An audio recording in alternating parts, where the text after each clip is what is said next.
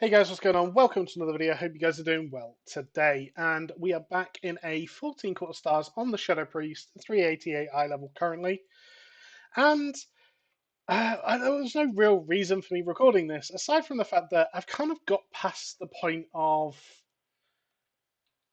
just going back to what I originally wanted to do in on the channel, which was a lot of like educational content and live commentaries, talking through keys and talking through decisions I'm making during the keys and all that sort of good stuff. It was something we haven't really done for a little while on the channel, so I thought, you know what, let's just do it. Let's do it. Let's have some fun. So yeah, I wanted to get into it. I'm quite geared on the Shadow Priest, although I'm low eye level. So like I've got 3 pieces of my tier. Would like that 4 set quite soon, hopefully. Got two incredible trinkets. I've got a feather and a horn of valor. Yeah, so we're in a good spot. So this group is a pre-made. Now, I've said for a little while I try to avoid pre-mades, and the reason for that is not because anything bad against them, but because they're just risky.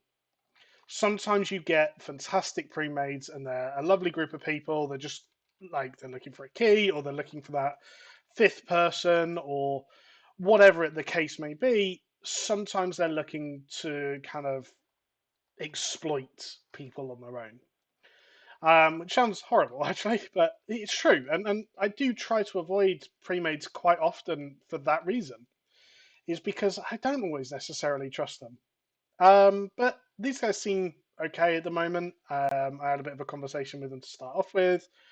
As I talked about in kind of other videos that I did, I talked about kind of measures of success. What are they looking for? What is their measure of success in this dungeon? You're farming whetstone. They're getting some either alt characters or kind of other people just run through a 14, a weekly key, or whatever. So there doesn't seem to be any like malicious kind of reasons for them to want to do this. It's literally just they actually want the benefit, they want the gear and things like that. So yeah, and the fact is they're probably playing on comms together, realistically. So it's one of those scenarios I think playing with pugs could actually work out really well. But yeah, so let's talk about the dungeon. So Quarter Stars is a dungeon that has been figured. There's no question to that at all. It really is one of those dungeons that, because it's obviously from Legion, it just has been figured. There's just no question to it. But some of the things we want to talk about now. Getting into, I'm going to go pack by pack and kind of talk about what I'm looking out for. So we've got these. We've got the 2 sentries here. One as part of the patrol and one on the doorway. Obviously, if they go off, they can cause a little bit of a pain. They're not particularly difficult, but it is something that you should be aware of. You've then got the Saber Cat, which does considerable damage and can hit multiple people, and that tends to be when it gets bad, is when it's hitting multiple people. It is dispellable. It is a magic debuff that he does. Also, he does some initial damage, but it's not really the crucial part. It's normally the magic debuff that actually hits really hard. So over here, we're looking for, I believe he's going to poison. I'm going to get a Mind Soothe, which allows us to go and clear these beacons. Quite often, what you'll see is, oh God, did I hit it? I might have hit that. I got stuck on the bloody wall. So sometimes you'll see people leave a beacon up, and the reason for that is it gives, on the last boss, you'll find there is a shorter RP. And it's the difference between like 30 seconds and a minute, basically. But it is something that if you're trying to speed run the key, it can be quite helpful. Now we've got Arcane Lockdown here on the boss. It's something that you have to. It's a debuff that gets put on everybody. You typically have to jump to avoid the, not avoid it, but clear the debuff. We're not going to have to on a good chunk of these because I'm a priest and we bring Master Spell, and Master Spell is incredible in keys, to be honest. So Master Spell's just coming off now, which means the next one will also be able to clear. It's just apparently I'm bad at the game and didn't click it quick enough. But again, we cleared everyone and happy days. He's turned the boss. I'm not quite sure why he turned the boss. I'm hoping I get a combat res. So the boss does a frontal and kind of like an hourglass shaped ability, which is that was just on the screen. Then um, you typically face it away from the group, and yeah, I'm not quite sure why he turned it, and my graphics aren't high enough to actually see that he turned it. It's quite a hard one to see. It goes all the way out here, so it can be a little bit annoying to try and see. You can poison the vial over here, which gives basically the boss at 25% will go and drink from the vial, whatever happens. If it isn't poisoned, it increases its damage by a fair bit. If it is poisoned, it just instantly kills him. So something to be wary of is that you can basically, it's quite a nice tyrannical boss because you're only actually dealing with a short amount of the boss, or 75% of the boss to be exact. So we're going to be careful here not to aggro this pack on the side. Obviously, we've done a nice job skipping it so far. Hitting it now would just be silly. So we want to make sure we're not pulling them as we get up. The next pack, I used my cooldowns there because we did the double pack. It's not necessarily so common that you do that, but I didn't actually put my flask. Hilarious. One of the things that we've got a lot of running in between now. We may as well have the cooldowns going on cooldown so that I've got like 40 seconds of a power infusion back already. So small little pack here, only 5 mobs, but can be quite dangerous. These imps are very, very painful if they get their casts off. I'm not expecting them to get too many casts off though. And the Watchful Inquisitor does an Ice Storm that can be stunned. Can't be interrupted, but it can be like stunned, not back, things like that. So I can get this if no one else can. Oh, we've got 2 bloody Shannons, of course we can. Weird that we're skipping this pack. We've gone straight into, yeah, it's a little bit strange that we've done it like this, but never mind. We get the kill, there's no trap up. You can see on the mini-map where the Enforcer is. So the Enforcer does one thing, and that is, or one mechanic, and that is Fel Explosion, which can be line of sighted, and realistically, probably should be quite often. It does quite a lot of damage, or Fel Detonation, I should say. Does quite a lot of damage and leaves a dot on you, as you can see. 2 people got hit. It's not dispellable, will just tick out its time. It's one of those things that on higher keys, it's likely just to kill you. You might get away with it once, you probably won't get away with it many more times. Now, it's quite often you pull these on their own, especially in pugs. Quite often you pull them on their own. I've got the first of the mini bosses here. Now, she does 2 things, one of which you've just seen is a AoE interrupt. You just got to stop casting, basically. It is what it is. The second one is a melee mechanic where she does like an AoE knockback. So we're going to not get kicked this time because we're not noobs. And then she'll do Whirling Blades, which is the AoE knockback. So quite an easy little boss. That Scream of Pain on higher levels can do disgusting amounts of damage. It is something that you might have to just be wary of.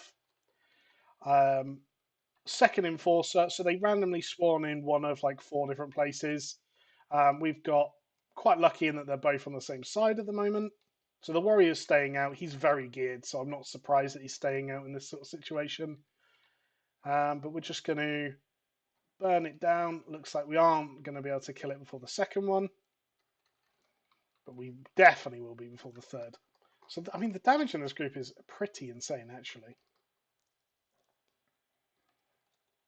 So one of the special things with Court of Stars, sorry, let me talk about this first. This is the second emissary, the second mini-boss.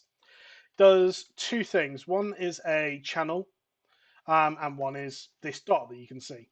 The dot, when it explodes, when it's dispelled, it explodes, dealing a little bit of damage.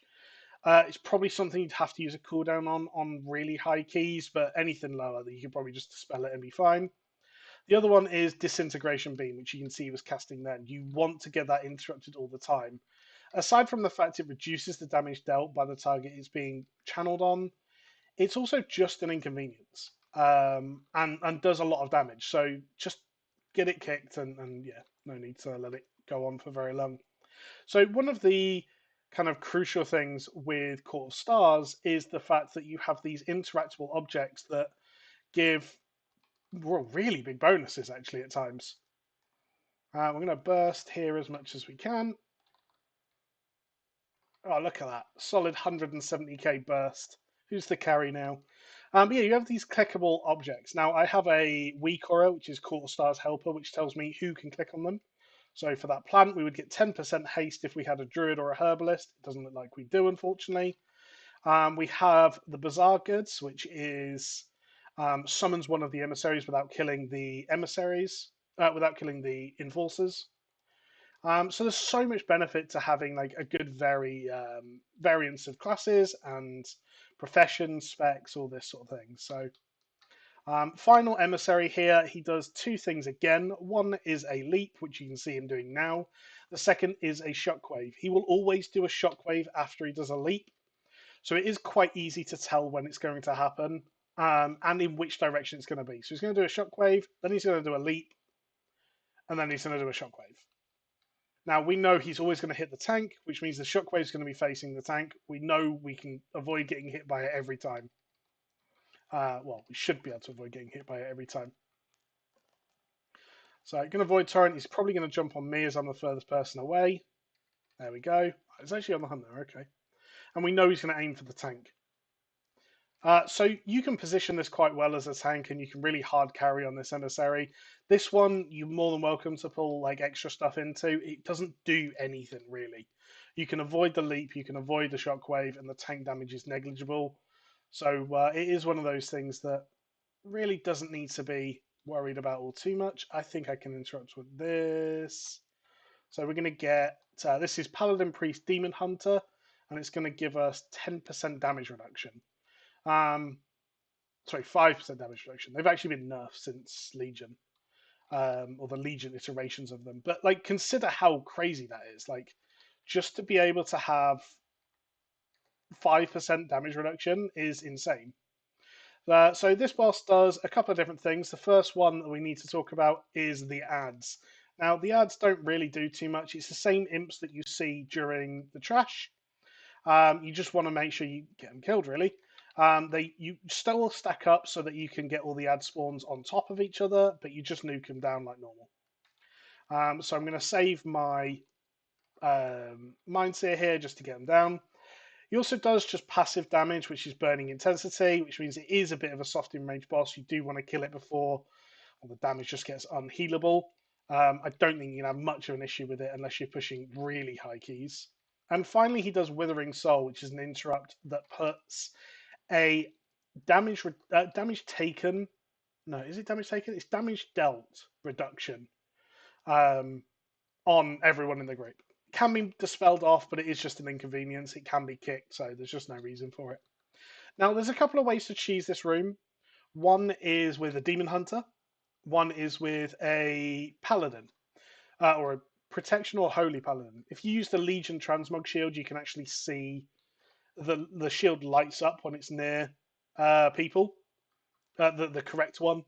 Demon Hunters, once you've got all the clues, you can also basically use your spectral sight and be able to see it as well. So it's no gloves, no cape, female, and dark vest. So we're going to look for female dark vest. Oh, no, someone's found it already. So if we look at the clues, we've got dark vest, no gloves, no cape, and female. Obviously, it's quite easy to see. No gloves, although actually the braces are a little bit of a annoyance there. No cape, dark vest. There's a couple of easier ones to see, but yeah, normally you'd just find one to be cheesed. And yeah, so got this little mob here. I believe it gives like 5% percentage. You don't have to be capped on percentage before you come in here. 6.32 to be exact, actually. This boss does, or mini boss does, a little bit of AoE damage in Shadowbolt volleys, some tank damage in Vampiric Claws, but the big one is these Hypnosis Bats. You can hard CC them, and they won't cast their mind control, but aside from hard CC, really there's nothing else you can do. So again, we trap the first one, I fear the second one. You can tell this group's good because they are controlling the bats quite well, and the boss is dead, so we don't need to worry about the third one. Quite often you'll see someone run off early here just to try and open the door quick. We've got 2 minutes on a 3 chest. If we 3 chest a 14, that'd be quite impressive. Now, overall, the Hunter has obviously carried us on damage. He's like 414 eye level. I'm 388 doing 43.5k. I'm very happy with my damage in this run so far. But yeah, so I mean, that 4 set would be so nice, right? What are we hoping for here? So I'm hoping for a helmet would be nice, so I can catalyze it. Shoulders would be amazing. Um, Legs wouldn't be bad, so I can catalyze them. Boots. There's so many things that could be an upgrade. So normally you want to let one person kind of bait on this boss, so you can see one person stacked out, everyone else is stacked in, so that you can get these blade surges away. So he does a targeted blade surge, which leaves a clone. He then does piercing gale, which is lines on the floor. If you stand on the lines, you take a lot of damage, probably enough to one-shot you later on. And I believe it also knocks you back. You then have these circles on the floor that can be, if you stand in them, you'll get stunned. Don't want to do that, and take some damage. And then finally, Slicing Maelstrom. So the boss does AoE damage with Slicing Maelstrom. He does AoE damage around himself, which does proximity damage. So the further you are away, the less damage it does, but also damage based on his clones. So if I stand over here, I'm going to take a lot less damage than I would if I was stood over by his clones, as an example. But that's this entire fight, really. It's not too hard a fight. If you've got someone baiting, which we have, it really makes life easy. What you can do is also if you've got a stun immunity, so like DKs have Icebound Fortitude, you can go and run around in all of these. I mean, you see the Hunter doing it there with Turtle, just clearing a couple so that we've got space. Starting to run out of space a little bit, so the baits are getting a little bit messy. You can see if you don't bait them all very well, like me, in fairness, I didn't then. The lines were kind of all over the place. But, I mean, we're about to kill it. I was never really worried that we were going to struggle, to be fair. With this group, we don't get the 3 chest, but not a problem.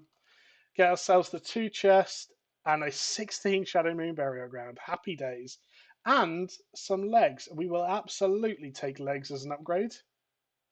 What else did we get in the group? A helmet, unfortunately. Rip. But the legs are actually an upgrade. I might even not catalyze them because the legs aren't fantastic for Shadow. But we'll see. But yeah, so a little bit fast paced, and I do apologize for that. Obviously, it's quite a quick dungeon, and we were running it at a very good pace. If you do enjoy these sort of videos, a little bit more educational based and hoping to help, then let me know. And thanks for watching. Goodbye, guys.